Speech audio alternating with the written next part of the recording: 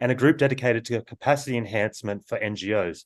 Personally, I lead a working group dedicated to supporting wildlife sanctuaries and rescue centres across Asia, and Nok-An leads our working group that helps make policy understandable and accessible for organisations.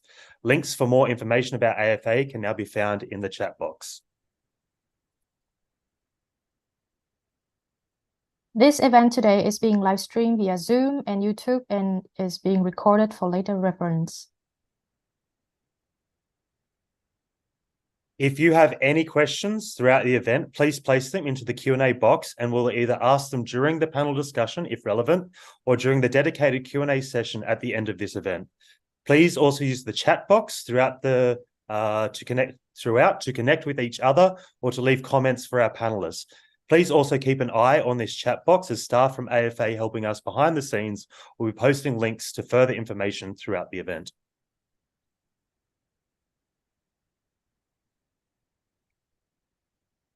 To start, please join us in welcoming a man who needs little introduction, Dr. Mark Jones, a seasoned veterinarian with extensive experience in fish health, disease control, and wildlife rescue.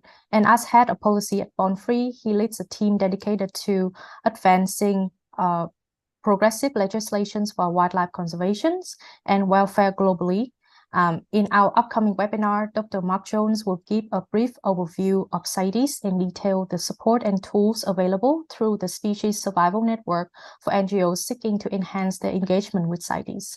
Today, Mark will be giving us a quick overview of CITES and the SSN, and some of the recent work demonstrating the essential roles of NGOs in the CITES process in protecting wildlife. And thank you for joining us today, Mark, and please share your screen whenever you are ready.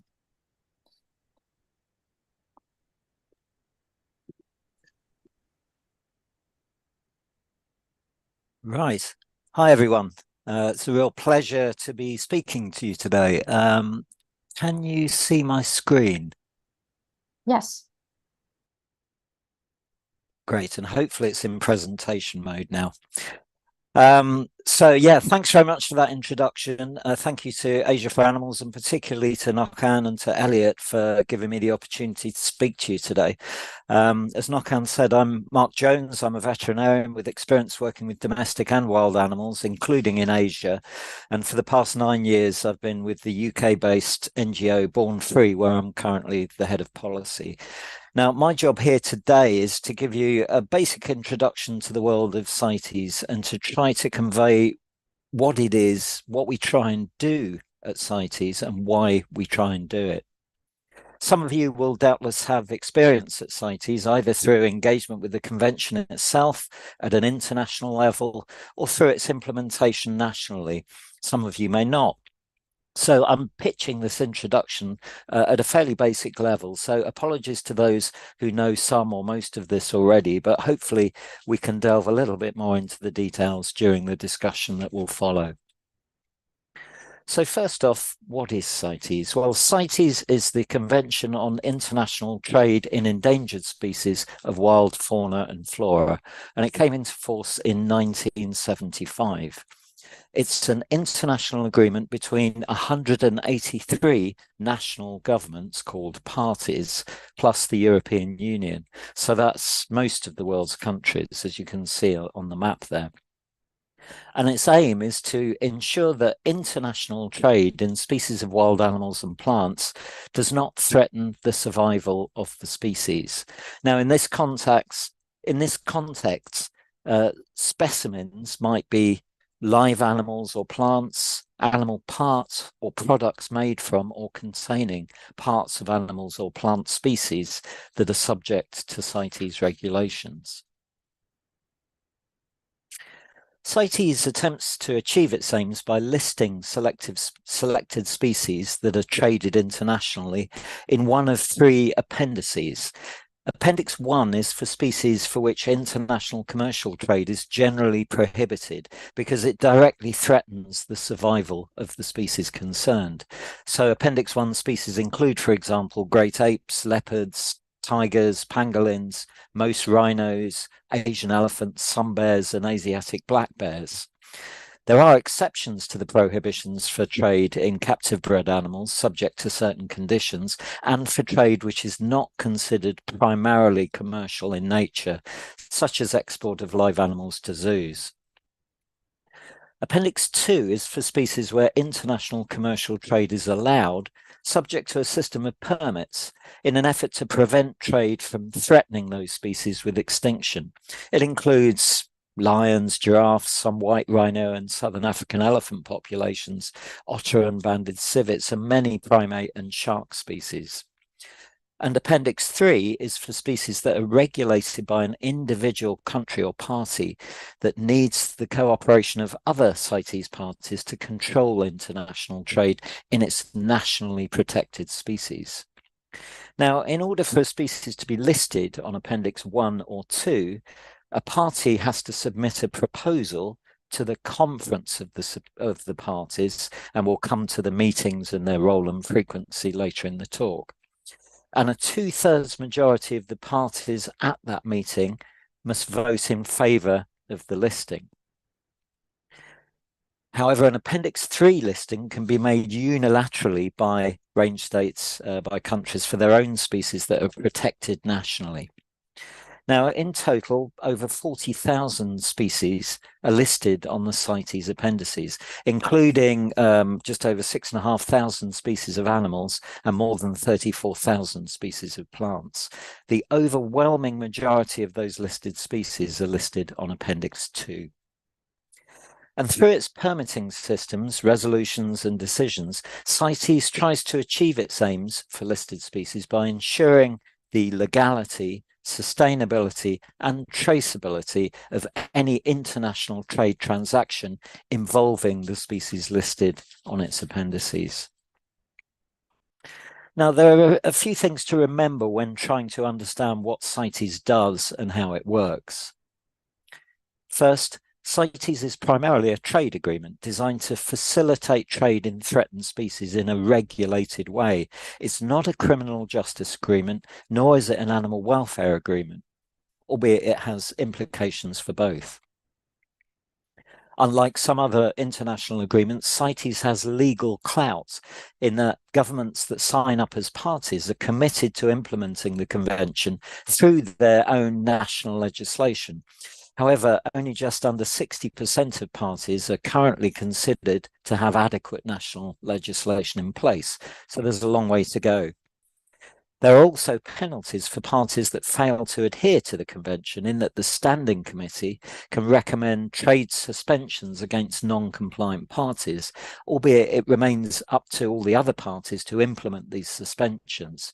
At the recent Standing Committee meeting in Geneva, which took place earlier this month, compliance issues were discussed in relation to concerns that a number of parties might not effectively be implementing the convention. Now, among these were China in relation to the importation of live Asian elephants from Lao PDR, Bangladesh in relation to trade in listed bird species, and Lao PDR itself in relation to a number of issues. And it wasn't just Asian countries that were in the dock. The EU and the UK were heavily criticised in relation to the captive breeding operations for Appendix 1 species, and pressure continues to rain down on Mexico for its failure to control exports of the swim bladders from the critically endangered totoaba fish and the impacts of totoaba fisheries on the also critically endangered vaquita porpoise. This is something that you may have heard about. CITES only regulates international, i.e. cross-border trade, and only in the species listed on its appendices. It has no jurisdiction at a domestic level. And while a great deal of robust evidence needs to be presented to get species listed or to change the trading rules, the decisions on what species get listed and how the trade in them is regulated are ultimately taken by member governments, often by voting. So its decision-making processes are fundamentally political in nature, which can at times result in a great deal of friction and disagreement, and sometimes a disregard for science and evidence. Nevertheless, CITES requirements do apply to a lot of wildlife trade transactions. Upwards of 1 million CITES transactions currently take place each year, and these are recorded in something called the CITES Trade Database, which is a publicly available and searchable database, and which, despite its many faults, we NGOs make a great deal of use of when researching trade in CITES listed species.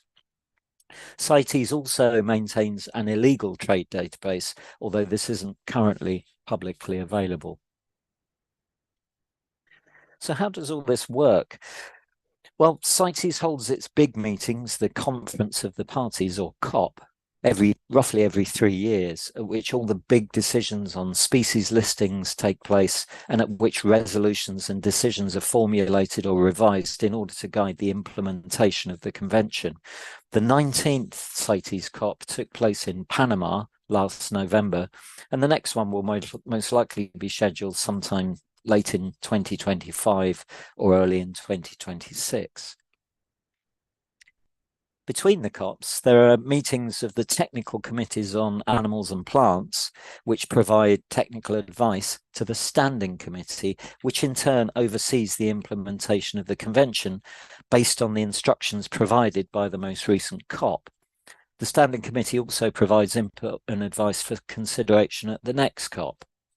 These committees meet roughly once a year, and as I said earlier, the CITES Standing Committee held its 77th meeting earlier this month in Geneva. And the committees are made up of representative governments from each CITES region. The current Standing Committee representatives for the Asia region are Indonesia, Kuwait, and Japan. At the recent CITES Standing Committee meeting, we were working with our colleagues across the world to try and influence government positions on the outcomes for a whole range of issues, including, among others, the role of CITES in reducing the risk of future pandemics, the role of indigenous people and local communities in CITES decision-making, trade in captive bred CITES specimens, including tigers across Asia, discussions on trade in live wild-caught elephants, trade in big cats, rhinos and great apes, the rules around transport of live animals, and compliance processes for parties that might be breaking the rules. So as you can see, these committees cover a whole range of different issues. Now, Born Free has been involved in CITES since the late 1980s, when our co-founder and current executive president, Will Travers, presented a petition to get African elephants onto Appendix 1, which helped secure the global ban on international commercial trade in elephant ivory. Since that time, we've attended pretty much every CITES meeting in order to advocate for more species in trade to be covered by CITES provisions, and to secure stronger CITES rules governing the trade in listed species, with a particular focus on implementation and compliance. We've also been focused on strengthening the welfare provisions relating to the international trade in live animals on the CITES appendices.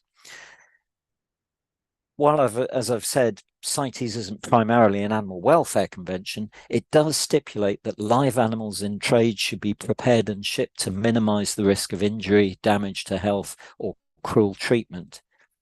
It provides some guidance relating to the treatment of live animals in transport and during confiscation, the need for destinations for live animals in trade to be appropriate and acceptable or suitably equipped to house and care for them, and a requirement for commercial captive breeding operations for Appendix 1 species to be registered.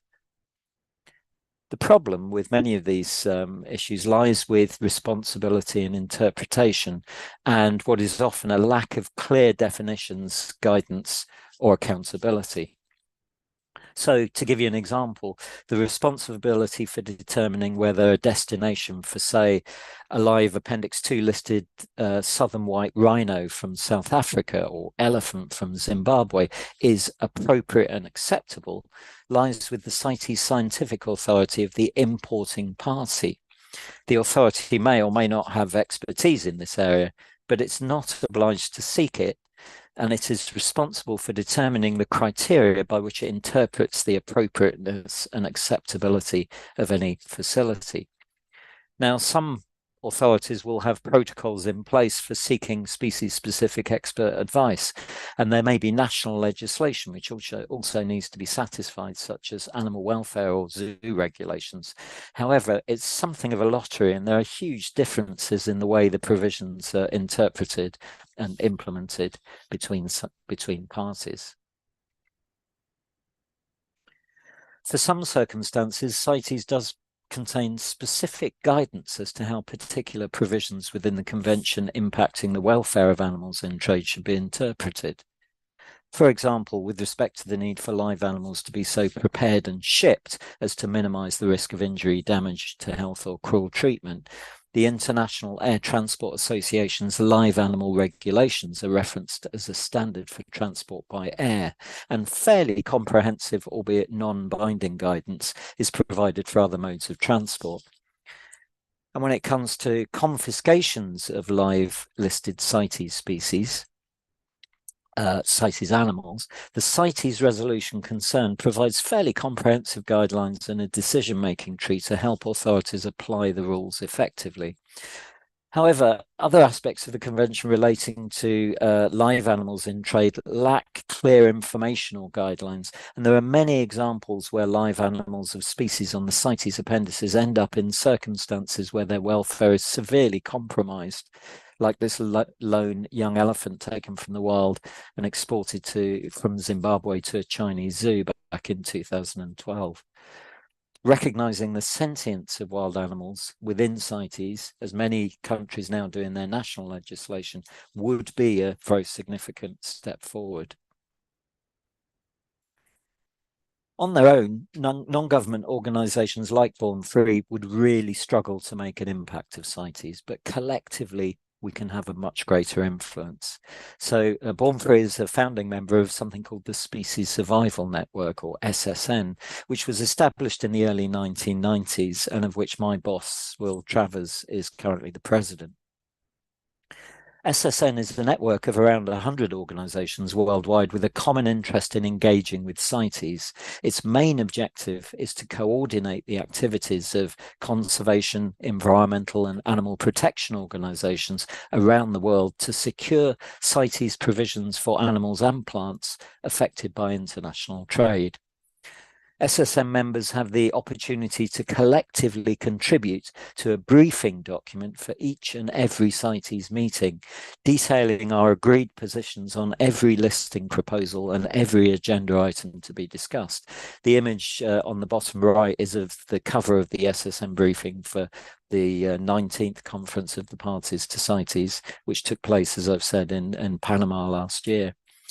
Now, these briefings, which are produced in the 3 official languages of the convention, that's English, French and Spanish, are provided to all party representatives and other stakeholders in advance of and at the meetings. And we know they're extensively used by the government representatives, so they're very influential. They also help to inform our outreach to parties, our interventions at meetings, our side events, and our input into discussions, both at CITES meetings themselves and at working groups and other forums that continue aspects of the work between the meetings.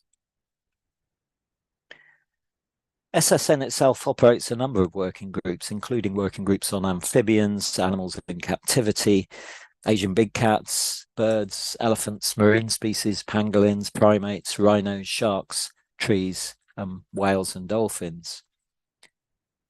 And for my sins, I co-chair the Animals in Captivity Working Group with DJ Schubert from the Animal Welfare Institute in the United States.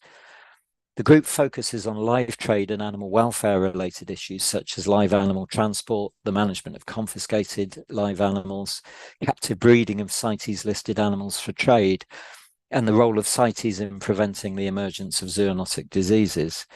And I'm also involved in the primate working group, which has recently been quite heavily focused on issues concerning international trade in long-tailed macaques, and particularly their capture from the wild to supply breeding farms or to be laundered into international trade to supply the biomedical research and pharmaceutical industries.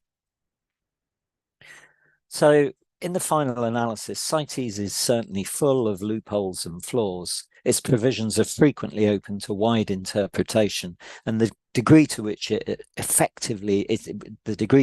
is effectively implemented varies widely. But it is the only international agreement that is specifically focused on international wildlife trade. So from our perspective, as an organization that is very concerned about the impacts of wildlife trade, it's really important. CITES is far from perfect, but the world's wildlife would arguably be much worse off without it. Our objectives and those of SSN align closely with the stated aims of Asia for Animals to improve the well-being of animals across Asia and beyond, and end animal exploitation and suffering. And engaging with CITES provides a mechanism, at least in part, for trying to progress those aims. So to conclude, by working together and working collectively at CITES, we can help steer the convention in a direction that can contribute to achieving all of our goals. So I'll stop there. Thank you very much for listening, and hand back to our moderators for the session.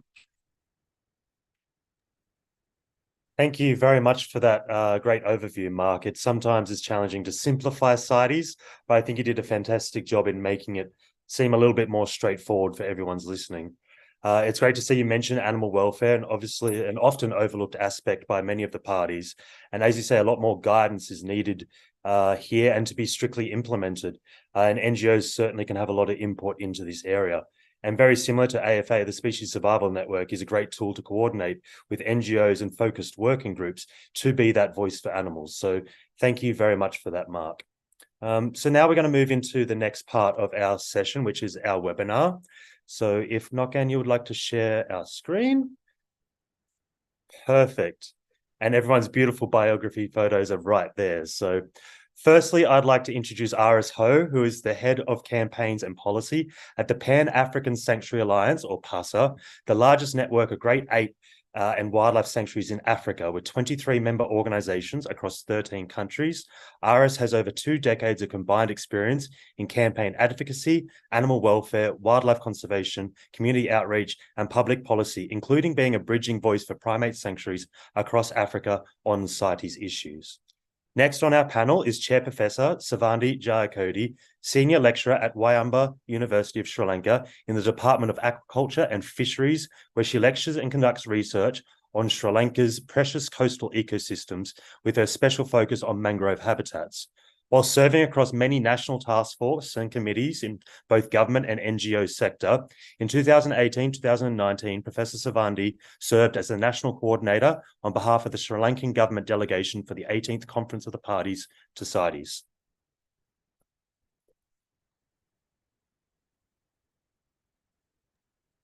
Next up, we have Sam English, the Wildlife Program Manager for the ADM Capital Foundations, overseeing projects on wildlife trade and crime, and he has been a lead author on ADMCF's report characterizing Hong Kong's significance in the global wildlife trade, legal and illegal, and he's also overseeing work on the exotic pet trade, financial crime, and convergence with organized crime. And finally, but certainly not least, is Daniela Freire, the co-founder of Pro Wildlife and the director of the International Policy. She also is the coordinator of the Species Survival Network for Europe, a biologist by professions with over 25 years of experience. She has been working on a broad range of wildlife trade issues and is regularly attending CITES meetings to raise the profile and to be a voice for animals. Welcome everyone to the panel. Previous to our event today, we asked NGOs from across Asia to provide any questions they had about CITES that we could put into the panel. And over the next 40 minutes, we will put these questions to our panelists for answers. To our panelists, please feel free to jump in on any questions you wish, and we will also move around each of you to answers. Thank you. Okay, everyone, if you would like to turn on your cameras and we'll get our webinar started. We hope we did all right with all your biographies there, and trying to condense all the work you guys do into a couple of sentences can be quite difficult. So to kick off with our discussion, I want to talk about the elephant in the room, to use a very cliche pun I'm sure you used a lot. But there is quite some skepticism about CITES. It can be seen as a very large, complex, slow treaty that isn't necessarily helping animals quickly or well enough. Many grassroots or local scale NGOs we have spoken to have said that CITES is not really a concern to them, or it's not really of a help to them. They mention it does not affect their daily work, such as those dealing with domestic trade. And as Mark said, it is an internationally focused treaty. It doesn't help them in campaigning, or they see they have an inability to raise their concerns to decision makers. So how can awareness of CITES align with and actually be beneficial to the overall advocacy and conservation work of grassroots NGOs? So to start, I think I'm going to go around each of our panelists and ask them how CITES has assisted their work to help wildlife, as a demonstration to NGOs who may be joining us today, who may not be aware of the role CITES can play in their work. So Daniela, how have you utilized CITES in your work at Pro Wildlife and with your advocacy for animals? Yeah, thanks for inviting me. Very happy to be here. And so I know CITES is a slow and cumbersome process. I'm still a big fan of it. And well, firstly, I would like to note that some species would likely be extinct today if it wasn't for CITES to prohibit their commercial trade. And elephants and rhinos are just some of the most prominent examples for that. But also CITES is the only available tool to regulate or prohibit international trade, and can thus be a real game changer for many species in demand for international trade. And I would like to highlight just some examples, and we've been working on CITES for a long time and helped listing together actually with many colleagues from the SSN network hundreds of species into CITES. And some examples of species from Asia listed on CITES in the last years include the slow lories, a group of small primates which are traded as pets but also medicine. And the trade ban in those species had a significant effect on awareness and enforcement also of domestic legislation, for example, in Indonesia. Other recent listing examples were tokay geckos, which are traded for traditional medicine, 2 species of otters traded as pets and for their fur, and a range of lizard species from Sri Lanka, which we were able to successfully list thanks to Sri Lanka and Sivandi, who's also here on the panel. But I'd also like to highlight that CITES, contrary to some other multilateral environmental agreements, also has teeth and can ensure compliance of its requirements through a number of compliance processes. And Asian countries are regularly subject to such compliance measures. Some very recent examples from the CITES Standing Committee, which just took place 2 weeks ago, are the suspension of trade in all CITES species from Lao PDR, where problems were highlighted with regard to breeding of tigers and long-tail macaques. Then also a suspension of all trade in birds, CITES listed birds, was decided for Bangladesh. And also at that meeting, problems with the trade in Asian elephants to China was highlighted. And as a result of those discussions, actually, China announced that it would suspend all international trade in elephants. So I'm afraid that was more than one example, but I think it really, important to highlight the range of issues that are involved. Yeah, absolutely. And thank you for taking a really Asian-based focus there, because I think that's something everyone can relate to here. And if you take anything away from what Daniela just said, is like there would be species that would be extinct without CITES. So I think that is reason enough for people to even start to think about how they could engage with it. But moving on to Sivandi, how useful is CITES in playing a role in species conservation and trade sustainability? And what role have you seen NGOs have in your experience with informing party positions? Thank you, Elliot. Hi, everyone. I think CITES, if I put it very plainly, has been a platform that has made science speak, that has made science act. And for that, we have to give the due credit to CITES, because you see, alone you can work and collect data.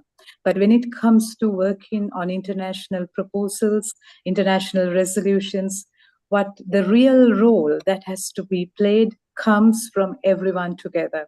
And that's where people like us, the government and the non-governmental agencies, I'm happy to see Daniela here, all get together, and that we put all the science together in order to make sure that CITES is for protection of the species and sustainable use. We have ample examples, and in the last CITES, we saw a multitude of smaller species, not just the mammals, sharks, invertebrates, butterflies, as well as some very important medicinal plants from Asia getting listed. And the role of NGOs here is very, very clear.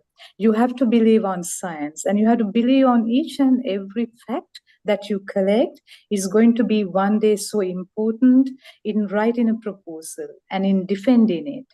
And also believing on the fact that CITES is just a part of a conglomerate of MEAs, that is multinational agencies for the conservation of environment. So CITES is just one MEA. And to ensure that the synergies between all this is maintained, NGOs in Asia as well as NGOs in other parts of the world got to collaborate. So all these NGOs have a really big role to play. And that also brings in the element of diplomacy for the NGOs, which I think is something that they really need to master to go into next level. Later, I would say that that's one area that all the Asian NGOs will have to master a bit, so that they will be at par when it comes to being at CITES and making sure that their voice is heard. Thank you, Elliot. No, thank you very much. And that instant line you said, where it's like, it makes science speak and act. I'm really glad you said that, because we're going to touch on that again in a question later on. And to Iris, how has CITES helped the animals and species that PASA members support across Africa? Thank you, Elliot, and also just a quick thank you for everyone for being here. We're seeing literally participants from all around the world, so that's really encouraging for myself, and I'm sure other panelists, to know that you're spending your time here because you care about animals. And the way I see CITES is the best tool that us animal advocates have to hold the government accountable when it comes to the implementation of the CITES and also the protection of the listed species. This is, as I think Mark mentioned in his presentation, and also Daniela mentioned, the compliance measures, and this is the only convention that has teeth. Right now, if we look at, on the CITES website, you can look at the list of countries that are under trade suspensions. And I think there are at least, 29 or 30 countries, and some of them are Asian countries. And there are several reasons why a country would be under trade suspensions. If they're not complying with certain CITES measures, or even if their national legislation in terms of implementing CITES is not adequate. That could also be one reason that a country is under trade suspension. And so this trade suspension is really a deterrent factor to some degree in countries and governments to make sure that their national legislations and other measures are adequate to protect CITES listed species. And that's when us civil societies, come in, is that understanding how convention works and how we can not only hold governments accountable, but in a way, we're sharing the same goals. We can be a role in assisting, collaborating with our governments whenever possible in making sure that all of us CITES stakeholders are working towards a common goal. And when it comes to primates, that's the focus of PASA, my organization, Pan-African Sanctuary Alliance. We focus on especially great apes and monkeys. And all African primates are listed in CITES, CITES Appendix 1 and 2. And specifically when it comes to great apes, and I see there's a number of organizations from Indonesia, so it will be of their interest to know that all great apes are listed in Appendix 1, meaning that the international commercial trade in these species are prohibited. And in addition to that, there's also, even though they are, more than 30,000 species listed in the CITES, but great apes is one of the very few species that has a dedicated resolution. Even though resolutions itself, they don't have binding power, but it's a very powerful tool for parties and observers to interpret the protection of great apes under CITES. And when it comes to great ape resolutions, there are ways that we can uphold these resolutions. And again, looking at what's in the resolution, great ape resolution, and whether countries are working towards the measures in the resolution.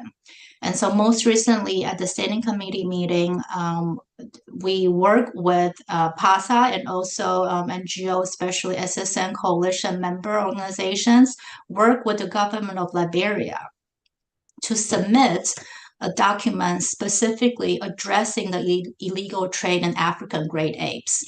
And the document, proposed a series of measures. For example, the establishment of African great ape task force. And so these are the tools that we can use to work with either national governments and other NGOs to make sure that we make CITES as effective and as powerful to influence the protection of animals. That's fascinating. I think I just learned something there as well. I didn't realize how the trade suspensions actually had so much teeth. And again, demonstrating, as you've said, why grassroots organizations and CSOs, their data and observations are so important to feed into resolutions and potential trading suspensions. And to Sam, how has CITES been a tool for your work in Hong Kong?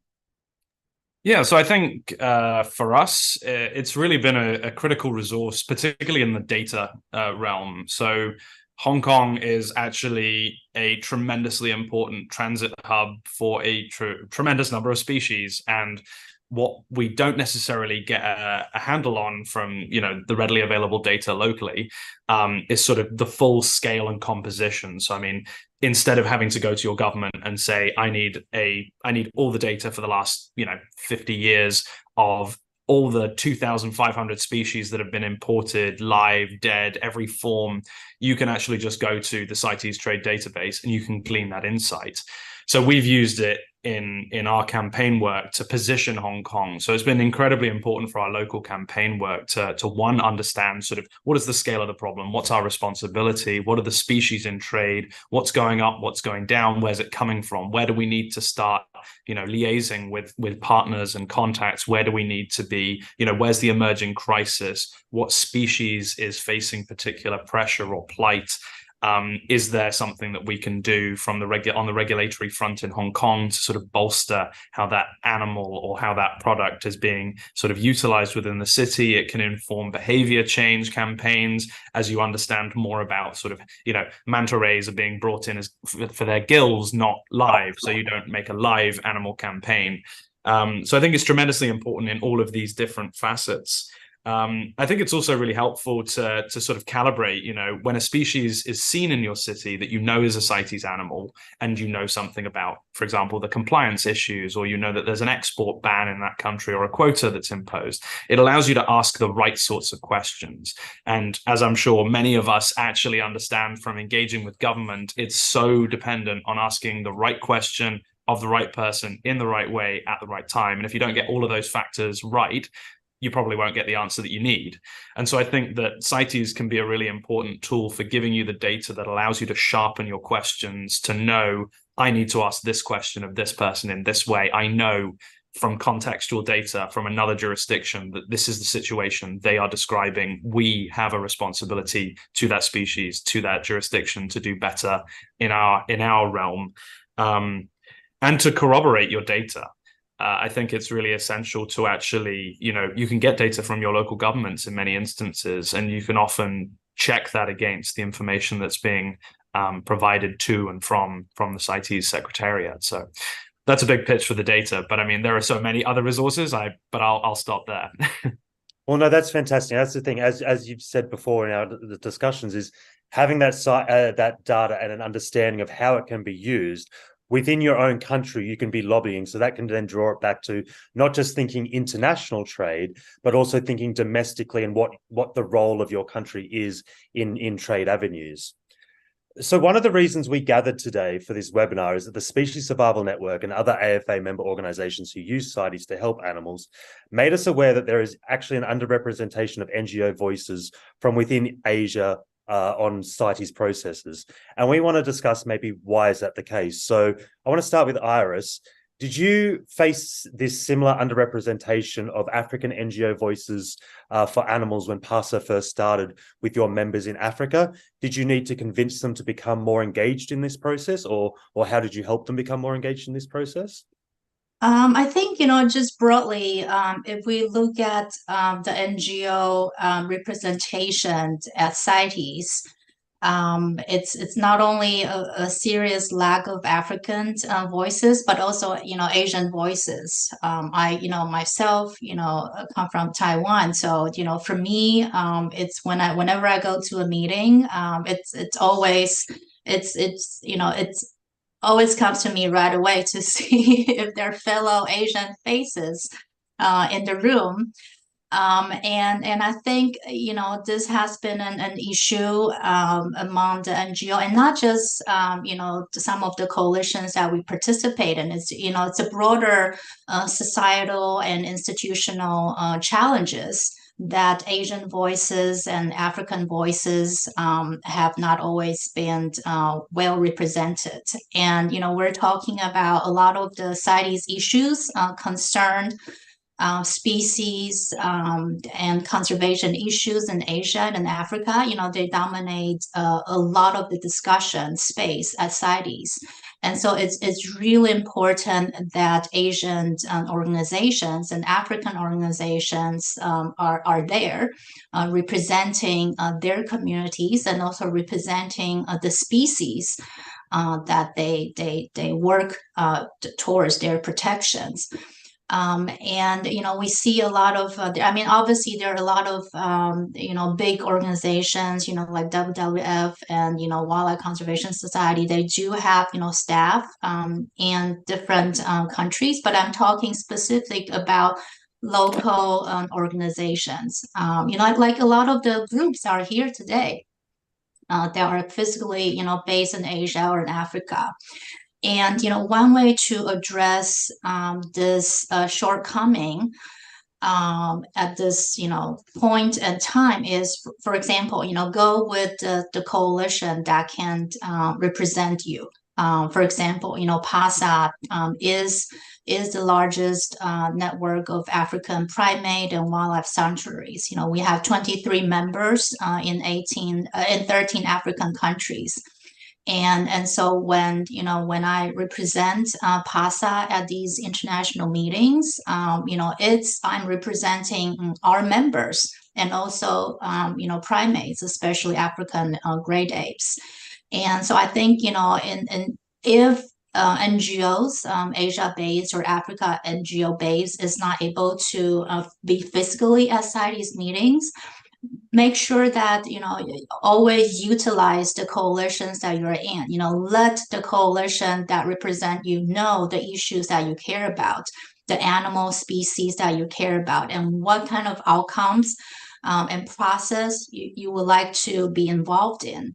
But I think setting aside that, it would be great to see more Asian and African NGOs be involved, be physically involved at CITES, and network with fellow similar-minded NGOs, and also use the CITES meetings to connect with their government representatives, CITES authority people at those CITES meetings. Because the more that you get to know your government representation, the more that hopefully there will be more collaborative opportunities there, so that we can again work towards the common goal of protecting animals. I think that's a fantastic example, as you said, for PASA to be taking the information that these smaller NGOs know, what's happening on the ground, and then amplifying their voice, or you doing it on their behalf, is something that's really, really important. And I think that's something we can take away from this lesson today, is there are mechanisms, even if you're a small organization, to have your voice amplified. Sam, what do you think are some of the other barriers for NGOs in Asia and around the world from being involved in CITES? Well, I mean, Iris obviously covered a huge tranche of the really critical ones. I mean, I don't think any of those can be overlooked or oversold, really. I mean, fundamentally, I think CITES, it is monolithic. It's not something to be sniffed at. Like when we arrived at the standing committee a couple of weeks ago, the secretariat actually said, we are about to basically review 2,700 pages worth of documentation, which is scattered across 100 agenda items. So trying to do that as an individual organization, the challenge that we have is we occasionally bite off a little bit more than we can chew, because we're pretty species agnostic. We're trying to find, where does Hong Kong and Asia matter in the broad context of CITES, and where are those issues that are emerging that we could potentially have a role in, or need to highlight, or just need to upskill ourselves on. And then when you're faced with 2,700 pages of documentation, that's obviously something that one person cannot do. So, I mean, as Iris said, leveraging networks, I think, is really essential. I mean, this is really where a shout out to SSN is particularly key, because, I mean, they've done such an essential role in actually briefing us on things and signposting those issues that are coming up and emerging. And I think for the Asian NGOs, I mean, where we've not necessarily intervened in the process yet. We're still a little bit in the kind of wait and see and learn, the pedals are spinning really fast and we're trying to figure out how to put our feet on them. I think that's the best analogy I can think of. Luckily, there are so many people who are already on that bicycle, riding it very fast. We're just trying to play a little bit of catch up. But, you've got the likes of Mark and Anne Michaels, and people like Ron Orenstein, who are all at SSN and are really, and obviously Daniela, who are really essential to sort of bringing you up to speed on the things that matter, that are key. And so I think that takes away one of those really big barriers. It's like, where do I even begin on this? You don't want to try and fit the whole meal in your mouth at the same time. You just need to figure out where the bite-sized chunks are. And, in terms of what role we can play, I think that's a really key question. A lot of our work does focus on Hong Kong. So we're pretty biased towards wanting to find the Hong Kong, through current. And I think one of the things that we've done more recently is it's really difficult to intervene in something like the Standing Committee or in the Conference of the Parties even. But there are all of these sort of informational requests which actually come out throughout the years in the lead up. And what we've found is, by coordinating with the local government, are you submitting information most recently on the songbird trade or the amphibian trade?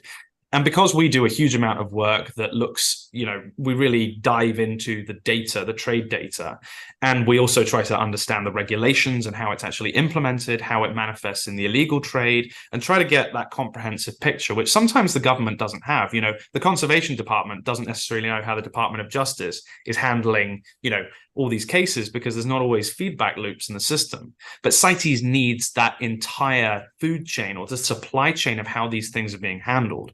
And I think that the beauty of NGOs, a lot of us are very nosy. We want to understand from point A to point Z what the hell happened at every single point. Where did it come from? Where it was going to? Who picked it up? Who was taking it from that location to that location? Who was the buyer? Who wanted to buy it?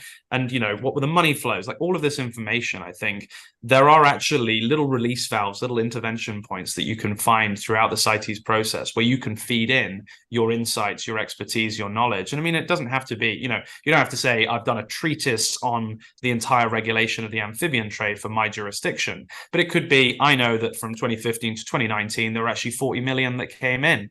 That is advancing the knowledge. Even that, taking that small chunk of time just provides that little bit of insight that somebody in government maybe didn't know because it's not part of their jurisdiction, it's not part of their domain. But it could be tremendously influential in helping CITES and CITES parties to actually understand that, there's actually a tremendous amount of trade in a particular taxa or a particular product form that they need to start paying attention to. So I think signposting those issues, that's really where the NGO voice, I think, is really critical. A lot of parties aren't necessarily aware of all the nuances and challenges that are happening in their backyard. And it's often because you have siloed government departments. So I think NGOs can play a really key role in breaking through many of those silos. And that's a really important point, because I can't remember who mentioned it before, but something like 30,000 species are listed in and under CITES or being assessed by CITES. So no single government organization can really keep a tab on all that. So if you've got a particular interest or species that you're working on, I'm sure there's exceptionally valuable data that you can feed up the chain. And this is where you can start to see how your work on the ground as a small NGO can actually be fed up and have much more of an impact. Savandi or Daniela, do you have any other barriers that you have noticed to NGOs working or being involved in CITES and what Iris and Sam have wonderfully covered? Daniela, can I go ahead first? Okay. One of the barriers that I've always seen in Asia, Elliot, has also been funding. Let's not forget that most NGOs in Asia are very, very scarcely funded. Therefore, even though that they want to maintain one interest and be very vigilant about one fact and start continuing data, they are impacted by not being able to do so. So funding is something that I really want to mention.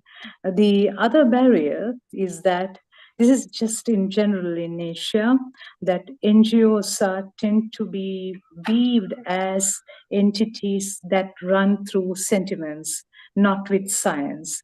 So to break that and to sort of like project an NGO as a truly scientific entity is itself a barrier. So for that, you really also want to make sure that you tooth your organization with the right science, and that you break the science into bite size. So not just that you understand it, that you should also be able to explain it to a third party.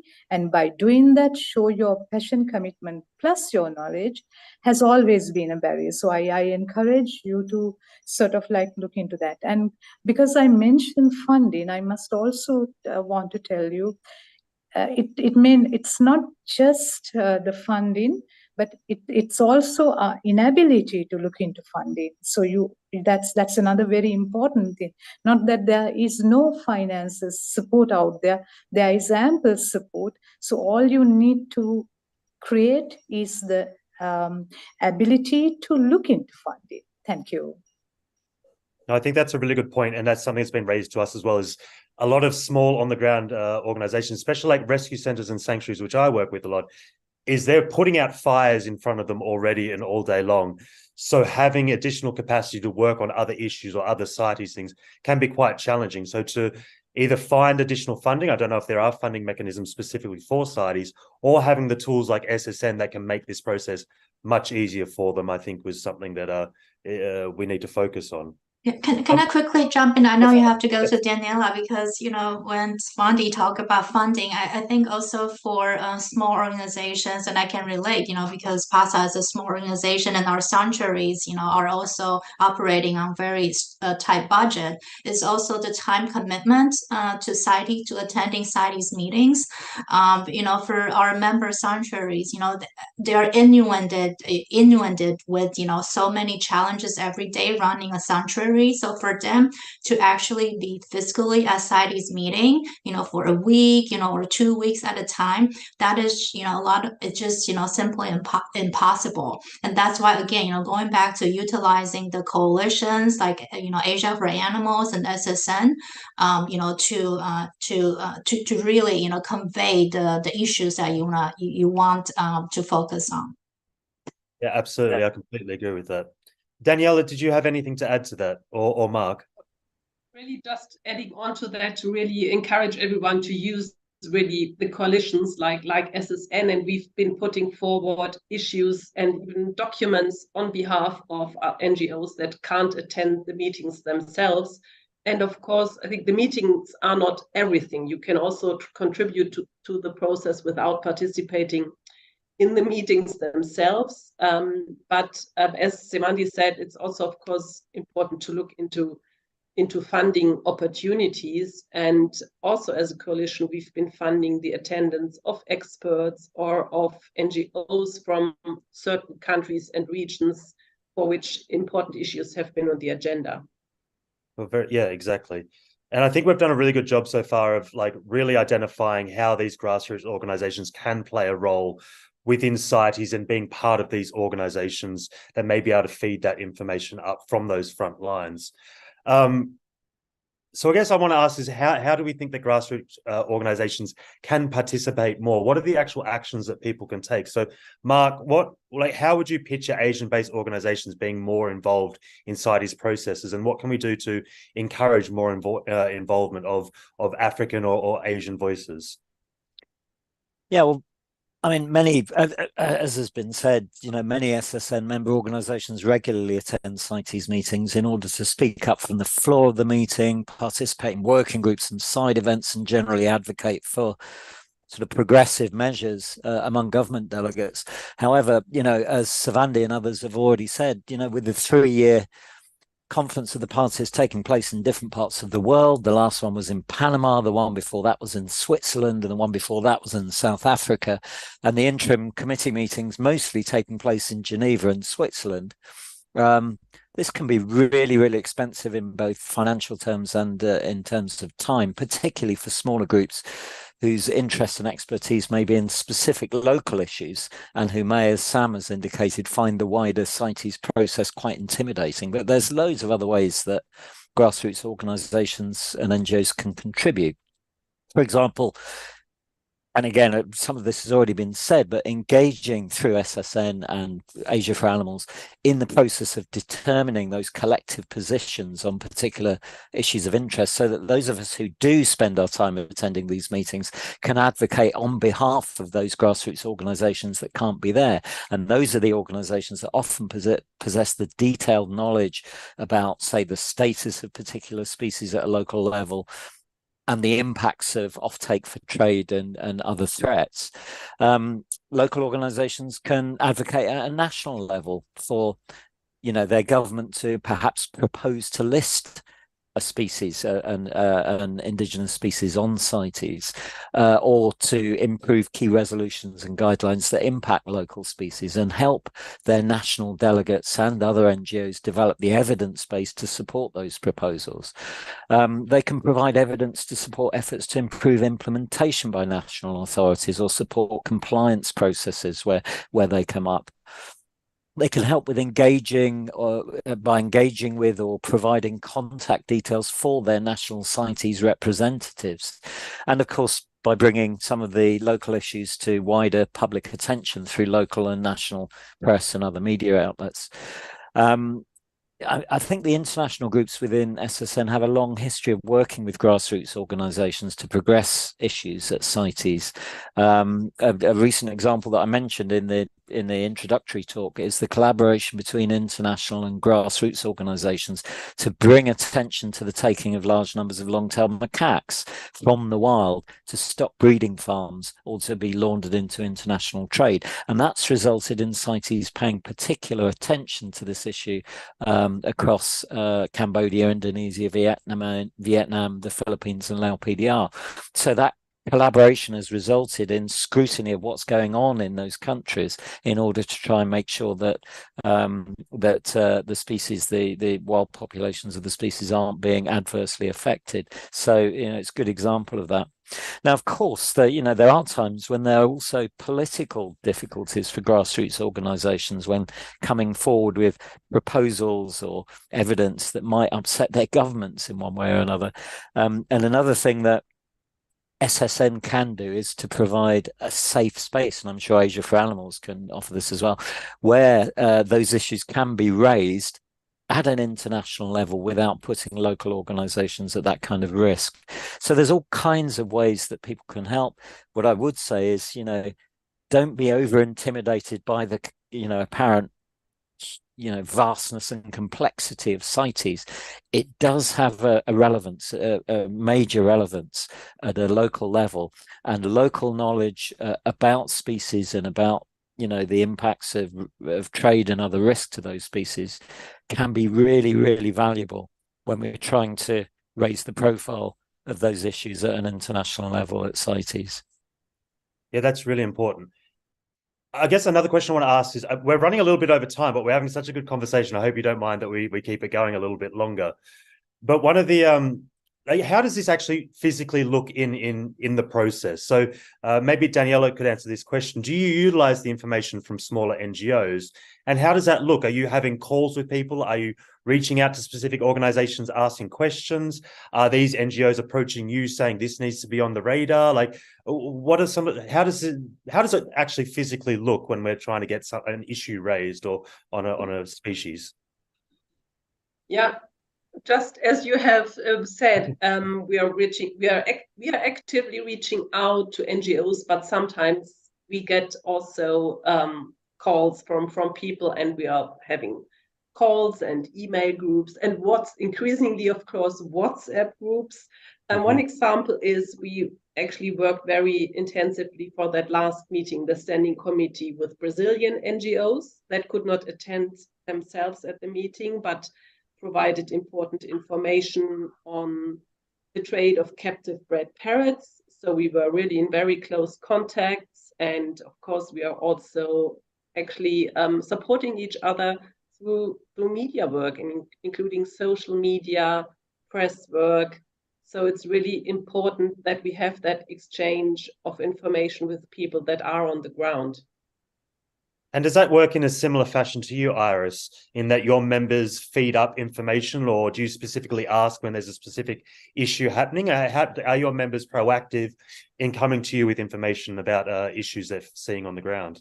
Yeah, I think, for PASA, myself, and, like, I would regularly reach out to our members, not just, prior to the CITES meetings, So, for example, in addition to these CITES meetings, there's also working groups within CITES. So recently, PASA is a member of the working group RAP. It sounds very nerdy and mouthy, but it's about all wildlife policy samples. stuff sounds nerdy. Yes, CITES is a very nerdy convention. So it's a working group on wildlife samples for diagnostic purposes and conservation purposes. And so I did, send out an email to our members and soliciting their feedback so that we can include that in the response to the working group. And so I think, the engagement as a coalition and network, it's also our responsibility to, regularly engage our members in seeking their input so that they have, more opportunities in understanding what CITES issues are and how they can be involved and how we can incorporate their input in the broader CITES process. Okay. So moving on to our last question before our Q&A, CITES can feel, as Mark mentioned, it's a political process. CITES can feel a little bit like playing a game of lobbying and demonstrating a particular side's scientific interpretation to the parties, whether it be to allow trade or to stop the trade in a particular species or in fact form a trade regulation. How transparent and consistent is CITES in these decisions? How does lobbying from industries and special interest groups or countries affect this process? And does this demonstrate why NGOs and scientific voices and involvement are needed. Maybe I'll ask Sivandi first to you. How much does lobbying impact CITES decisions, and how does this demonstrate a why a range of views is needed to parties to make these conclusions? Elliot, that's quite an interesting question itself. Having said that, I must also tell you, this is my personal experience. I'm not expressing any idea of the government of Sri Lanka. My personal experience is that when it comes to NGOs, there is certain NGOs that also come with really vested interests. They may not be for the conservation, they may not be for the survival of a species, they may not have any interest about whether that species would survive or not. So that is the dirty game. And in saying that, I must also mention you that as long as that you have done your communication correctly beforehand, that you have connected well with the people that can support you, and also you have very clearly indicated that you have no hidden agendas, that you have only one agenda, and that's the welfare of a given species. No matter how hard it's going to be, no matter how many other people might be lobbying against your own interest, there will be a slow process, but you will take science forward. I repeat this again, and probably Daniela knows this very well. When you have the right science, and that when people cannot deny that science, and I must also say that NGOs can play a big role in collecting that right science at the ground level, then when you go very well equipped, and no matter that you will be pressed to change your decision, you will also see other forms of influences coming directly perhaps from government, directly from certain institutions. Yet you can create this safe bubble where you are supported by everyone that really wants to see a better world for tomorrow, not just for you, but also for the species. And that way, any lobbying can be successful. And that's exactly what I've been seeing in the past in CITES. Many proposals which came with the right science have gone forward, even with the fierce resistance from some very powerful countries. So having faith that I'm going with the right science for the right cause is the way forward, Elliot, and that's a foolproof medicine. It'd be very nice to make sure that the science is foolproof. That is the best evidence we've got for changing anything in the world. But maybe moving to Daniela on a bit of a controversial question is, what is it like when you're on the floor and you may have the best scientific evidence there presenting to the parties, and then you've got another type of lobbying group? Essentially, we're all lobbying groups. We just have the right facts, let's say. How is it when you have another competing view coming towards lobbying a party? How challenging is that for you when you're actually on the floor? And I guess for some smaller NGOs, it can sort of turn them off a little bit from actually engaging this process because they don't feel their voice is big enough compared to these other lobbyists or trade or interest groups. Yeah, thanks for that question and for Sivandi for putting it that convincingly. I mean, indeed, everyone can participate more or less in CITES meetings if you're working in that field. And for that reason, there are strong commercial trade interests represented at the CITES meetings themselves, whether it's from the medical research industry, animal entertainment, the pet trade industry, hunting and fishing interests, or the ivory interests, or as Sivandi already pointed out, NGOs associated with these industries, which you will not always recognize immediately. But even more so, NGOs have an important role in countering industry interests and providing the scientific evidence and arguments, as well as experience from the ground. And the good thing for me at CITES is that if issues are very controversial, a vote can be taken, contrary to many other agreements where consensus decisions are made. But that's a real strength of CITES, in my view, that votes are being taken.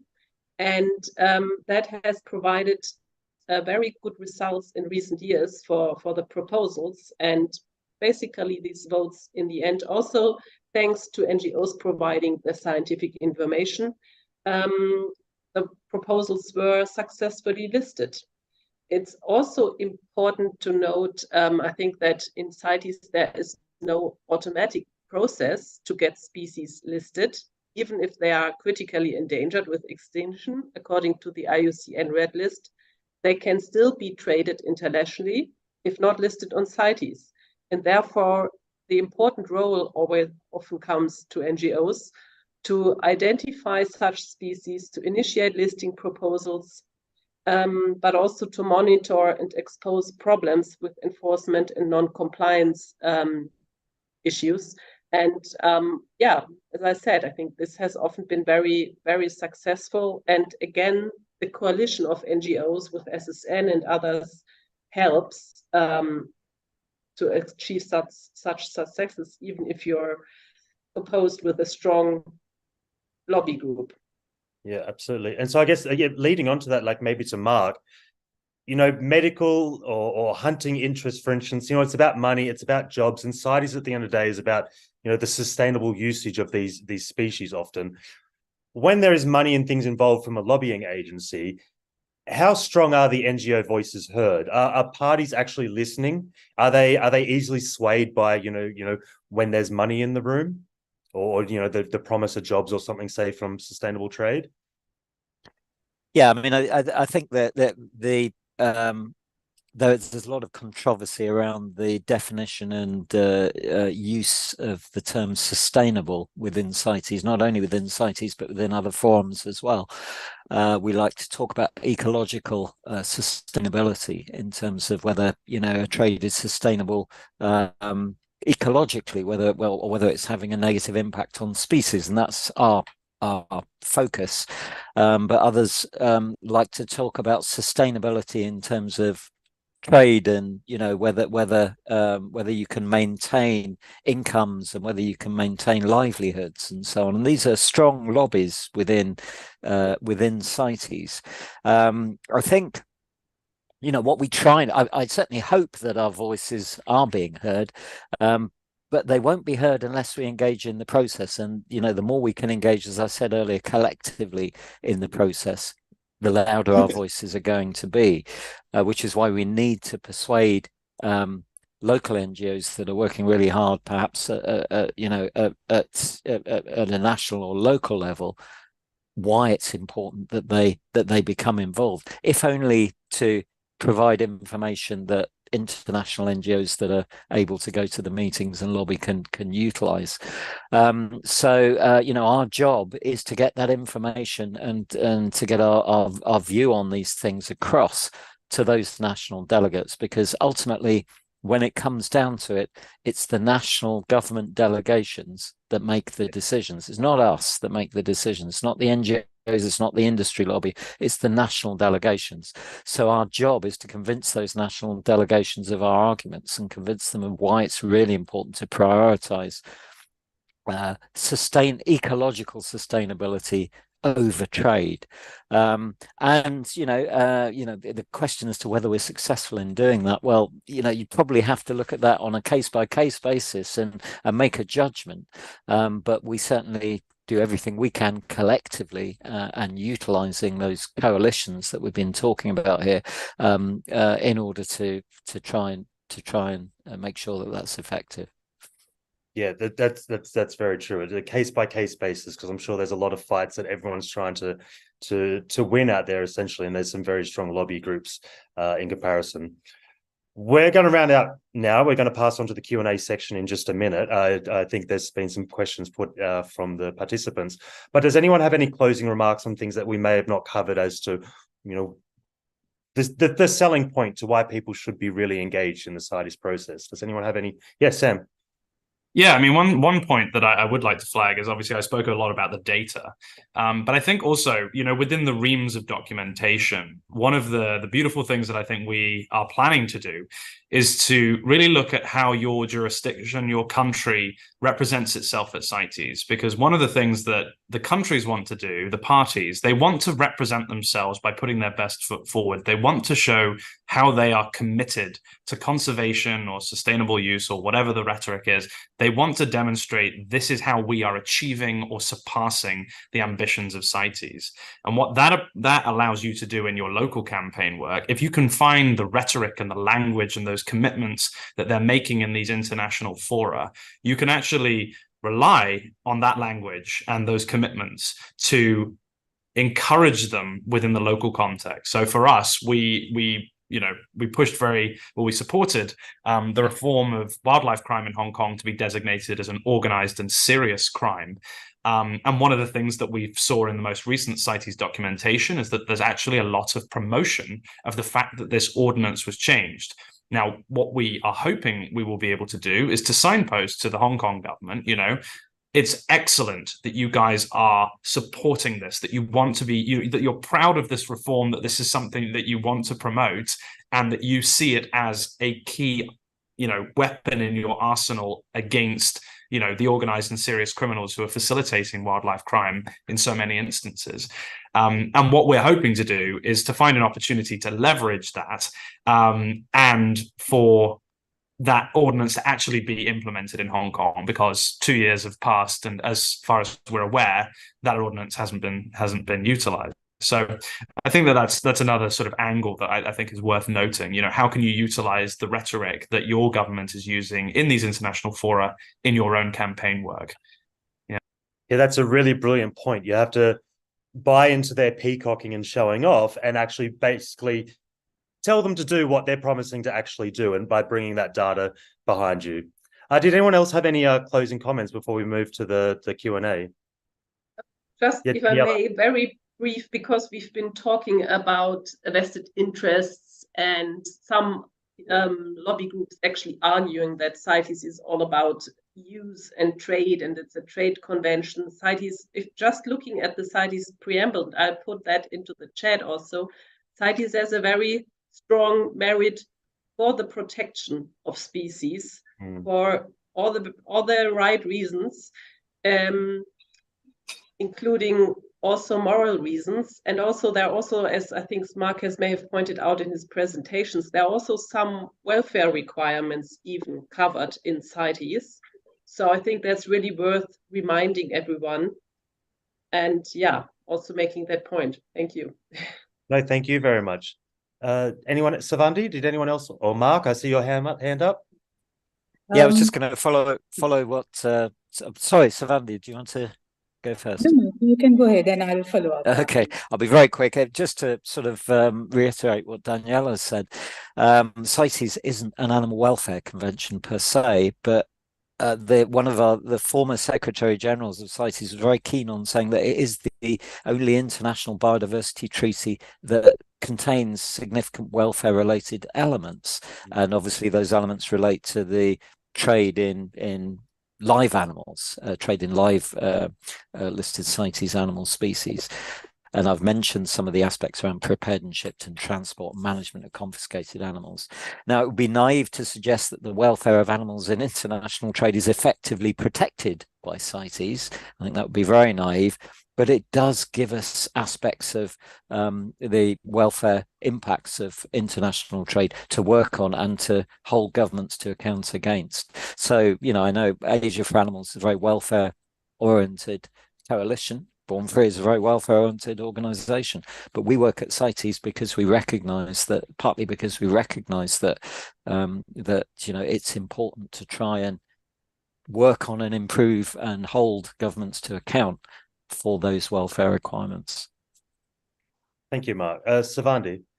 Yeah, the point that I wanted to raise is that increasingly CITES, RAMSA, CMS is going to be reporting to CBD, Convention on Biological Diversity. So the synergy between all these things are essential, and therefore CITES is not going to stand alone. Therefore, it's so important to invest with CITES and on CITES, because at the end of the day, by doing good thing in one convention, it's going to support all the other conventions. That's the brief point I wanted to raise. That's an excellent point. And I'm just about to actually hand over to Nok-An, and that's something Nok-An's mentioned before, is that all these international treaties, they all seem distant, but they are actually interconnected, and the synergy of them working together, it seems very big, it seems very challenging from someone right on the ground, but it all feeds into these larger goals we have, you know, essentially as a humanity, to make the, you know, improvements for nature and biodiversity. Thank you very much for everyone participating in this webinar section. I'm going to now pass over to Nok-An. She's got some questions lined up from our participants who have been watching this evening.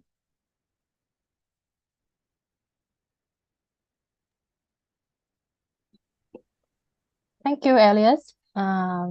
We have got some very amazing questions from our audience so far, and I would read them right now to our panelists. Some of the questions, being conscious of the time, we are running pretty late.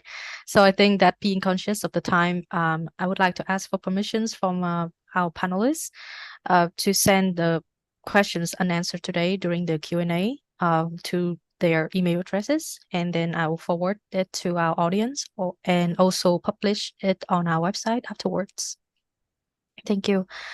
The first questions come from Ina, from Mark. So, hello, Mark. Thanks for the great talk. I'm wondering about to what extent the CITES Global Committee has been involved in the participated countries' determinations of priority species for conservation. Sorry, can you say that question again? Yeah. Ernest is wondering about to what extent the CITES Global Committee been involved in the participated countries' determinations of priority species for conservation. So there are mechanisms within CITES. The listing of species within CITES is a process that requires an individual party or a group of parties to put forward a proposal. And any party to CITES, any government party to CITES, has the right to do that. But there are also mechanisms in CITES that are designed to examine the status of species, the conservation status of species, and the extent to which those species are in international trade, and by doing so to determine whether species that aren't currently listed in CITES should be listed in CITES because they're affected by international trade or potentially affected by international trade. So it's a bit of a two-way process. At the end of the day, the rules require that a party or a group of parties puts forward a proposal for each species or group of species that should be listed, and that proposal is then considered by the conference of the parties. And as I've said, those kind of proposals require a 2/3 majority of the parties present at that conference of the parties to support them in order to go through. But there are mechanisms by which CITES is trying to look at the relationship between conservation status and trade in order to identify those species that the parties may wish to prioritize going forward. Thank you, Mark.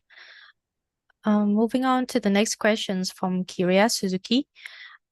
She mentions that the language barrier is a common issue in Asia, and in Japan, there's a strong belief that CITES is an imposition of Western culture, and many Japanese people don't get information in English, so they can't update it.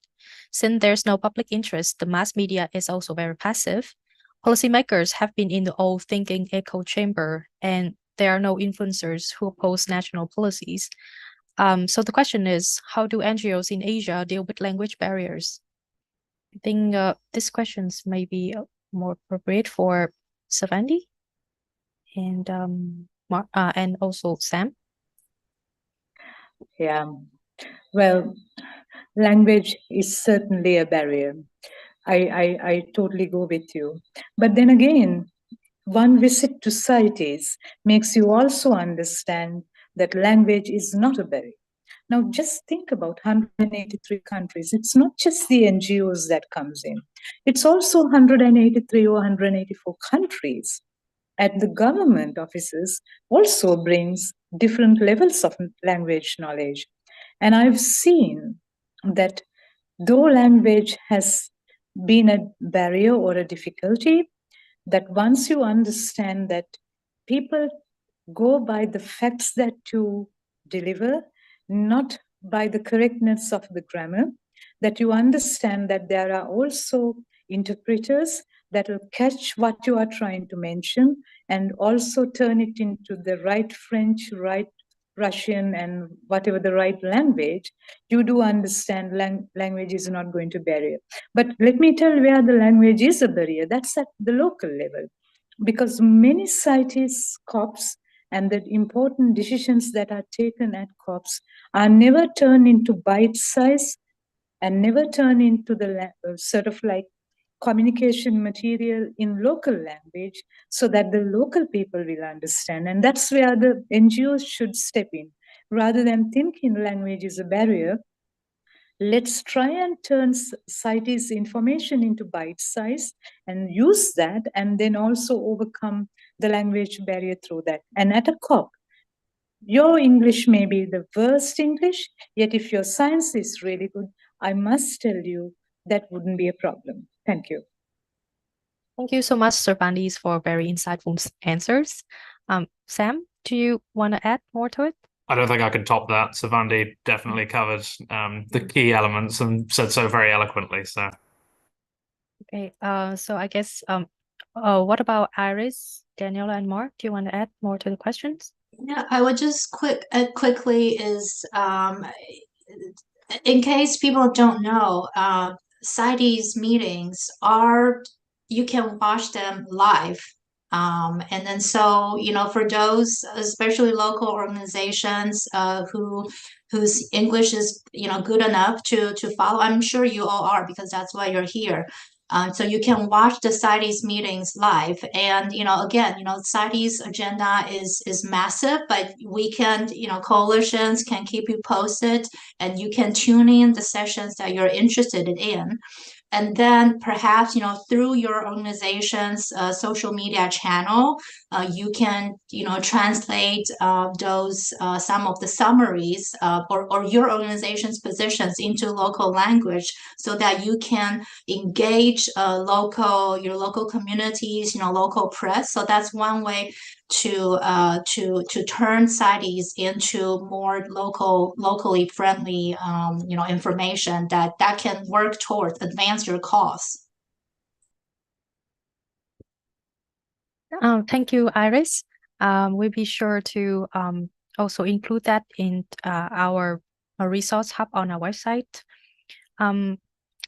Let me move on to another questions from Vietnam. Lan Anh Ta from Vietnam, she mentioned that she's actually working with the CITES Management Authority in Vietnam, and she thinks that the most challenging part is that they don't really believe that much in the technical advisory from NGOs or development partners, and they got better knowledge and understanding of the practical situation, which is true, but is also very challenging to work with. So I was wondering if anyone wants to comment on this. Sorry, Savandi's unmuted, so maybe I'll let her go first. No, because I couldn't get the question, so please go ahead. So I guess from our standpoint, I mean, we've had some success in developing a relationship with the relevant management authority in our country. And I mean, a lot of the time it's not ideal, but I think a lot of the time it comes down to personal, like, trust. And so one of the things that we've tried to do a lot of, I think the relationship that many organizations take with the government is, you know, it can be quite adversarial, quite combative, because you're trying to get them to do reforms. They never do it fast enough. They never do it in the right way. They miss things that are key. Legislation's slow. Everything's a barrier. But what I think we've found is by sort of being a consistent, hopefully rational sort of presenter the state of affairs. I mean, like, our reports are, we try to make them as measured as possible. We're trying to consolidate and support the government in its endeavors. So we're trying to say, this is how things are working out on the ground. This is the reality that we are seeing. If that is not the reality, please tell us. And we try to give them the opportunity to be, sort of stakeholders in our reports, in as much as we will give them, say, a month ahead of our publications, the opportunity to review, critique, provide corrections on our policy, insights or interpretations. I think it's a long trust building exercise that I think that's the only way that's worked for us. New government departments, I can never find purchase points, but people we've known for a long time, we've managed to forge those relationships and borderline friendships through brute force, patience, and just trying to be an unconfrontational ally in achieving the ambitions that the same departments are trying to achieve as well. I think it's not a silver bullet, but that's one strand that we've found to have worked to some degree. Thank you, Sam. Thank you so much. Does anyone else want to? Yeah, I would just quickly add, and also, if your technical advisory and your work aligns with the coalition like Asia for Animals or SSN Species Survival Network, then I think it's also, it would be helpful to, when you engage your national government authority, let them know this is also an international concern. Share your concern and your views, and your scientific opinion is shared by the broader international network. And I think for SSN and or my organization, past our network, to some degree we do carry certain reputation. I would think it's positive reputation, name recognition at CITES. So the CITES authorities do know our where our positions and our science come from, so that might help with advocating for your cause locally. Thank you so much, Iris. Okay, I think that now we have to end the Q&A sections with the next questions, to be conscious of the time. We're running pretty much over time. And this next question is for Daniela. And so Daniela mentioned that at the last Standing Committee meeting, China agreed to put on hold the Asian elephant international trade. Was there any discussions or result about the African elephant in Appendix 1 and 2, international trade, specifically to captivity, being put on hold? Thank you. Yeah, actually, I mean, even the announcement from China refers to all elephants. It just says elephants, not specifically Asian elephants. And for African elephants, there was a decision at the last CITES conference in Panama in November 2022 to have a moratorium on exports of live wild-caught elephants from Africa. And until an agreement has been made, and there's currently a preparation for an African elephant dialogue meeting is underway. And it's expected that a decision will be made at the next COP on this. And our groups are advocating to end the export of live elephants, of course, from Africa. But this will be discussed at this African elephant dialogue meeting, which is mostly for the African elephant range states and only a few observers, unfortunately. We would have hoped that this would be a more transparent meeting where all observers can take place, which is usual at CITES, but unfortunately this will be a rather restricted meeting. Thank you, Daniela.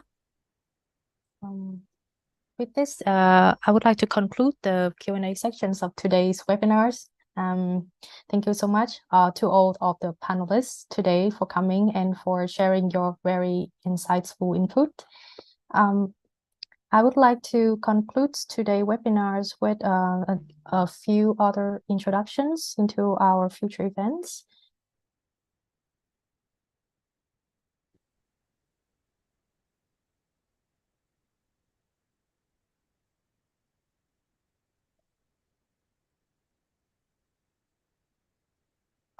For all of our events, we really appreciate any feedbacks, and we now have placed a link in the chat and request you to provide us with constructive criticism so that we can ensure these events are useful into the futures.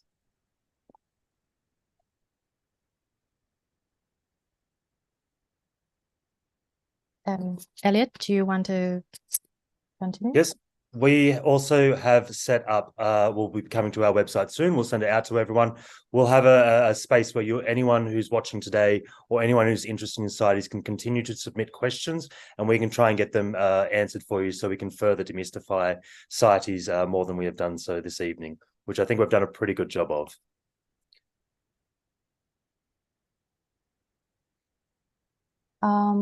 We are also excited to announce that we'll be launching the first batch of the AFA Coalition podcast series in the first quarter of 2024.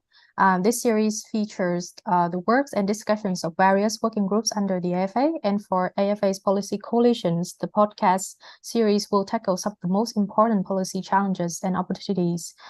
We will interview other colleagues working on the local, regional, and international levels.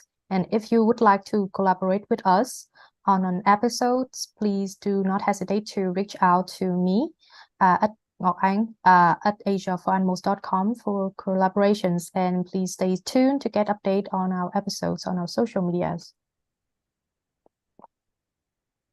And if anyone wants to more information about AFA, such as how an organization that's listening today can join us, any of the upcoming events that we are hosting or that we know about on Asia, or if any of the activities on our working groups, please check out asiaforanimals.com or send us an email at either our first names at asiaforanimals.com or info@asiaforanimals.com also.